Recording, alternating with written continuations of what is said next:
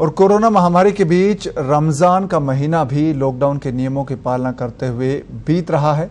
और कल यानी कि शुक्रवार को रमजान के आखिरी जुमे यानी कि जमातुल विदा की नमाज थी। ऐसे में पुलिस ने धर्मगुरुओं की मदद से लोगों से अपील की थी कि वे नियमों का पालन करें और घर पर ही नमाज पढ़ें। अच्छी बात यह रही कि शहर में कहीं भी ये नियम नहीं टूटे और बड़ी नमाज के दौरान भी लोगों ने नियमों का पालन किया और घर से ही नमाज पढ़ी। अब शुक्रवार का दिन शांति से बीत गया। पुलिस ने अब ईद की तैयारी शुरू कर दी है। रविवार या फिर सोमवार को ईद का त्यौहार मनाया जा सकता है क्योंकि चांद नजर आने पर ईद मनाई जाएगी। इसे लेकर अब पुलिस फिर से धर्मगुरुओं की मदद लेकर अपील कर रही है कि लोग हर हाल में अपने घर पर रहें और घर में रहकर ही ईद मनाएं और घर से त्योहार की खुशियां अपने परिवार के लोगों के साथ बांटें।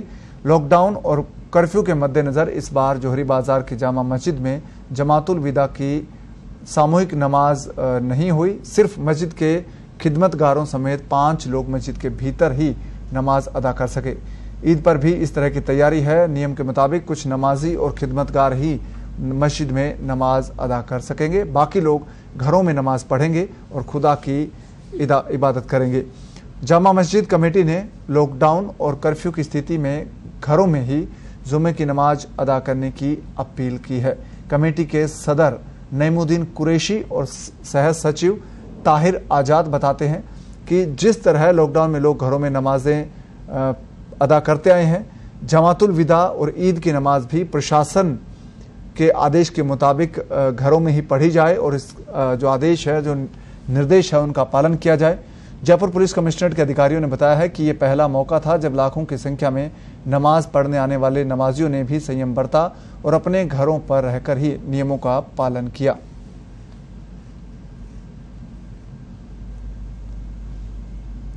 और हमारे साथ फोन लाइन पर जुड़े हैं हमारे सहयोगी जयंत शर्मा। जयंत, इस बार जिस तरह से जुमे की नमाज अदा हुई, घरों में लोगों ने अदा की है, अब पुलिस की क्या तैयारी है ईद को लेकर? देखिए, कल जो जुमेरात की नमाज थी, जुमे की नमाज थी, जमातुल विदा का जो अंतिम जो फ्राइडे था, उसकी बड़ी नमाज होती है अपने ईदगाह जयपुर में और जामा मस्जिद जोहरी बाजार में। दोनों जगह लाखों की संख्या में लोग पहुंचते हैं और नमाज अदा करते हैं, लेकिन पहली दफा इस बार ये चीज नहीं हो पाई। इसके लिए पूरे महीने पुलिस ने तैयारी की। जो धर्मगुरु हैं उनके संपर्क में रहे, लोगों को उनके वीडियो वायरल करें, लोगों तक पहुंचाए ताकि लोग किसी भी तरीके से घर में रुके और नमाज घर में ही करें। एक चरण कल निपटा है और दूसरा चरण जो ईद है, जो बड़ी चीज है, जिसपे गले मिलकर बधाई देने का एक सिस्टम है और उसको अब कैसे डील करेंगे, इसके लिए तैयारियां चल रही है। धर्मगुरु हैं, उनके संपर्क में पुलिस लगातार है। लोग घर पे रहें, ज्यादा से ज्यादा जो है वो पूरी तरह घर रहें। इसको कैसे डील करा जाए, इसे लेकर तैयारियां जारी है। पवन जी, तो जयंत, ये जो तैयारी पुलिस ने करी है, क्या ईद पर अतिरिक्त जाब्ता वहां पर लगाया जाएगा? क्योंकि त्योहार के दिन अक्सर देखने में आता है कि लोग उत्साहित होकर घरों से बाहर आ जाते हैं, तो क्या इस बार पुलिस का अतिरिक्त जाब्ता पुलिस लगाएगी वहां पर?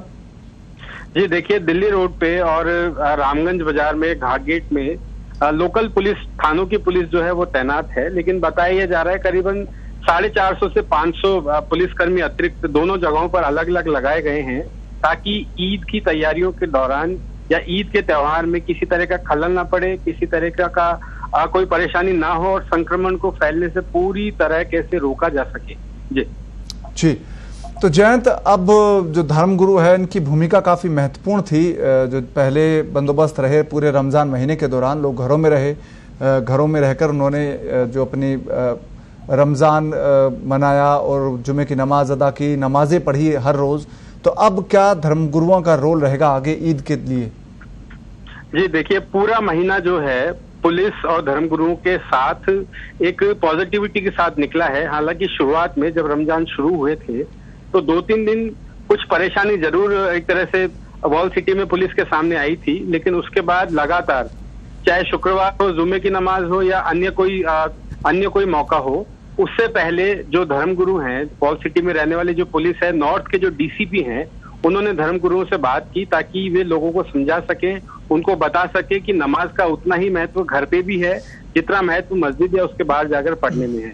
और ये चीज काम आई और इसका असर ये रहा कि पूरा महीना एक तरीके से बिल्कुल शांति से गुजरा और अब चैलेंज सिर्फ ईद है, लेकिन जो डीसीपी हैं और लोकल पुलिस जो वॉल सिटी की है, उनका मानना यही है कि ये पूरा महीना जिस तरीके से गुजरा है पॉजिटिविटी के साथ, ये ईद का त्योहार भी इसी तरीके से गुजर जाएगा। जी धन्यवाद जयंत इस तमाम जानकारी के लिए। तो उम्मीद करते हैं कि ईद का त्योहार भी लोग घरों से मनाएंगे और कोरोना के खिलाफ लड़ाई है उसमें सब लोग मिलकर अपना योगदान देंगे।